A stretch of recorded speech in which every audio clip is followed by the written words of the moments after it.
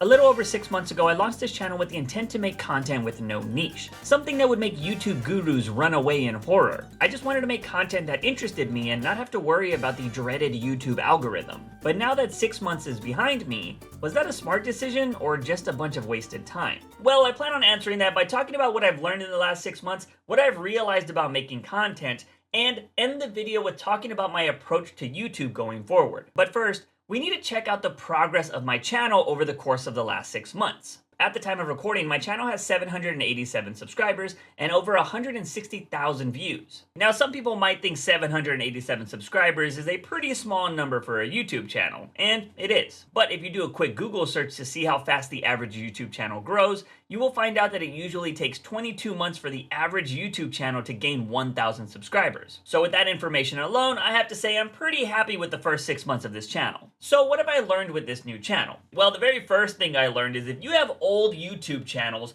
do not expect those subscribers to jump over to your new one. I've had multiple channels over the course of my YouTube career that have gained small audiences, but those channels are also very niche heavy. So if my new content wasn't similar to what those people already liked, why would they care about subscribing? Now, I did have a few people make the jump over. It wasn't anything that would have a huge impact on the growth of the channel, but that isn't actually a bad thing. You see, I want people to like the content that I'm currently making and not the content I made in the past. So it's probably for the best that they didn't make the jump over. Although it would have been nice to get enough people to make the jump over for monetization purposes. The next thing I learned is that paying for thumbnails does not guarantee success for a video. For the first 5 videos on this channel, I actually paid for the full thumbnail or parts of the thumbnail to be made. Also, I want to add that the first 5 videos on this channel are some of the best edited videos I've produced. And if you don't believe me, go check out for yourself. And while you're there, maybe leave a like and comment and hit that subscribe button too. Do it. Unfortunately, those 5 videos combined count for just over 1,200 views on this channel. In comparison,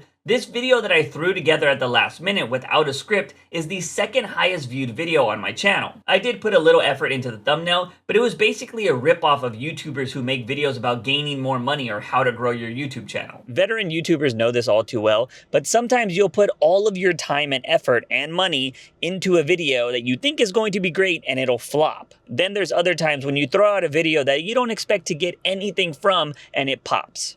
YouTube can be weird like that, and even though I've been through it a million times before, it still hurts with this new channel. The next thing I learned is that shorts can be great for views and subscribers, but sadly, they don't really translate to much else. Currently, the highest viewed videos on my channels are shorts, which shouldn't be a surprise to many because some creators consider shorts free views. And for a while, I agreed with that, until I started running into issues with my shorts where they weren't being shared, like at all.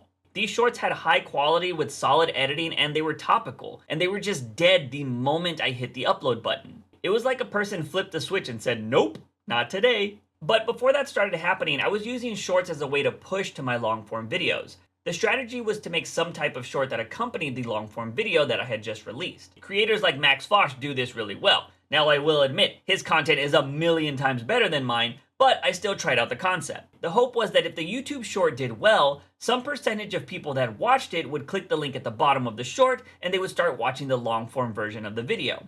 But if I'm being honest, this strategy didn't really work for me. If there was any conversion, it wasn't very noticeable. So it makes me believe that there are separate audiences for shorts and long form content, and it kind of makes me question if I want to do shorts going forward. So that's what I've learned. But now I want to talk about what I've realized about YouTube over the last 6 months. And I know some people might be thinking, isn't realizing basically learning? And yeah, it is. But with what I'm about to talk about, I've already known about it. The last 6 months have basically just made me solidified my thoughts on the matter. The first thing I realized is if you're a small YouTube channel, get used to views stopping and starting. Because dropping a video can feel like you're stuck in traffic. At one moment, you might not have any views. Then maybe you make some changes to the title and thumbnail and traffic starts moving. Things look great and bam, your views are at a standstill again. You could try switching lanes by trying more titles and thumbnails, but sometimes there's just an accident on the road and your views aren't going anywhere for a while. But even though you should expect traffic, that doesn't mean you shouldn't try a different route. Because I will say with my previous channels, I used to never make additional thumbnails. It was one thumbnail and I let it ride or die. But with this new channel, I've definitely spent more time over the last 6 months trying different titles and thumbnails than I ever did on my previous channels. Sometimes it helps. It definitely did for this video that I made about YouTube gurus.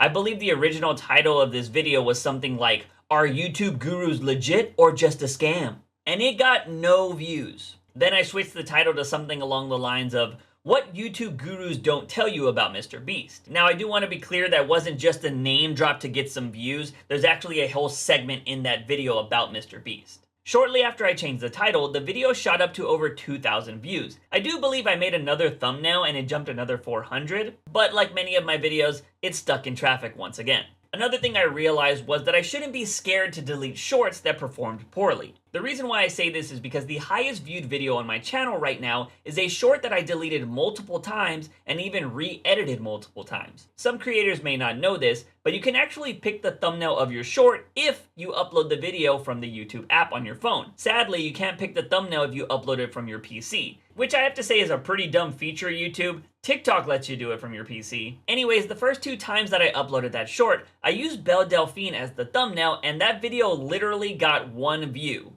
And it was me checking if the video had any views. I don't know if YouTube hates Belle Delphine or if there is some secret code against pushing videos with her face on them, but that short would not show up in people's feeds for whatever reason. So I went back to the editor, blurred and bleeped anything that mentioned where she makes her money, and then I used this guy as the thumbnail. Once I did that, the video skyrocketed to 20,000 views. Then it got stuck in traffic again. So sometimes when creating content, it's not that your video is bad, it's just that there's something in there that YouTube doesn't like, or maybe you just picked the wrong thumbnail. Either way, don't be scared to delete shorts and re-upload them if they're performing poorly. One of the next things I realized was if something worked once, there's no guarantee that it'll work again. Now, if you were to go look at my channel, you will see a handful of topics that I've revisited over the last 6 months, like your fellow Arab possibly faking his content, the downfall of NPC Spider-Man, the New York Dublin portal, and most recently, the Stellar Blade censorship drama. The one thing you will notice is that most of the time, the first video did pretty well, and then the second video fell flat on its face. Now, I think it's normal for any YouTuber to revisit a video that did well for them, but I think the sad truth is, sometimes topics are not interesting enough to be visited twice. Moving on to the last thing I realized, and this one was a bit disheartening because I came into the channel not wanting to do this, and it ended up happening anyway, and that is, I became a slave to the numbers. When you want to make YouTube your job, it's almost impossible not to become obsessed with the numbers, but it's also the fastest way to kill your passion and enjoyment if you constantly sit around waiting for that little graph to jump up or your subscriber number to increase. With the first few videos that went live on this channel, I would hit the upload button and then I would leave them alone. I wasn't checking if they got views, I just let them be. After a day or two, I would check and maybe tweak a title here and there, but for the most part, I let the content speak for itself. Then I had a few videos that started getting thousands of views. The subs started going up and I saw that monetization goal coming into focus. That's when I switched from making the best videos I thought I could make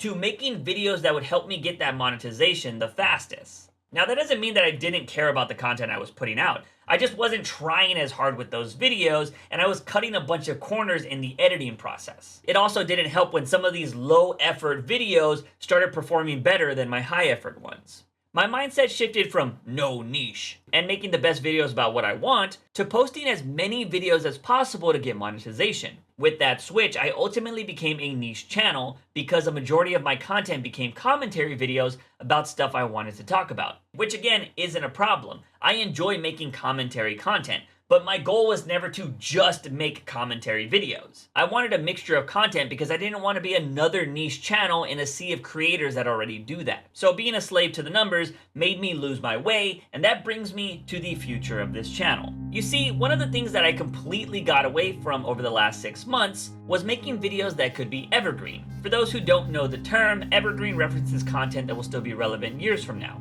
Me making a video about the Helldivers 2 situation is probably not going to be relevant in the future, but something like the downfall of Juice from the Box can be if this channel continues to grow and people are curious about my YouTube past. So going forward, I want to make more evergreen content and the best videos I can make on any given topic. I absolutely love the quality of my first 5 videos and even some of the videos that I took more time on in the last 6 months. But the trade-off for making better videos might mean a more inconsistent schedule. So instead of putting out 3 videos a week like I had been, I might be putting out 1 video a week or 1 video every 2 weeks. On top of doing more evergreen content, I think I want to focus more on content that I enjoy and that I don't think will be extremely controversial. I made a few videos like that in the last 6 months, and I want to be clear, I 100% stand by those videos. But I just don't want to make content that I know might do well, but then also be accompanied by like 100 angry comments. Now that doesn't mean that I'm going to be making family-friendly content or even staying away from controversial topics.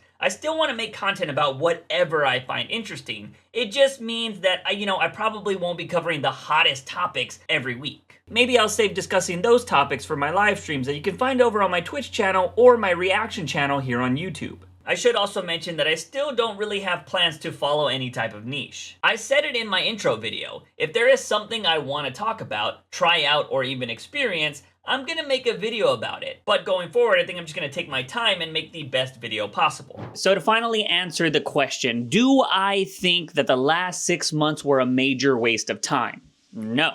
Do I think I could have done things a lot differently? Yeah. Sure, but I don't know if I would have learned what I've learned if I did do things differently. What I do know is that I can make content that gets views, but all I need to do going forward is make better content to achieve the goals that I want to achieve. Wow. But there you have it. That's what I've learned about YouTube and myself over the last 6 months. If you want to see what the future has planned for this channel, definitely hit that subscribe button because I had this weird goal of hitting 10,000 subscribers by the end of the year. So that means I'm going to need to make some banger content to hit that goal. But as always, don't forget your daily dose of juice.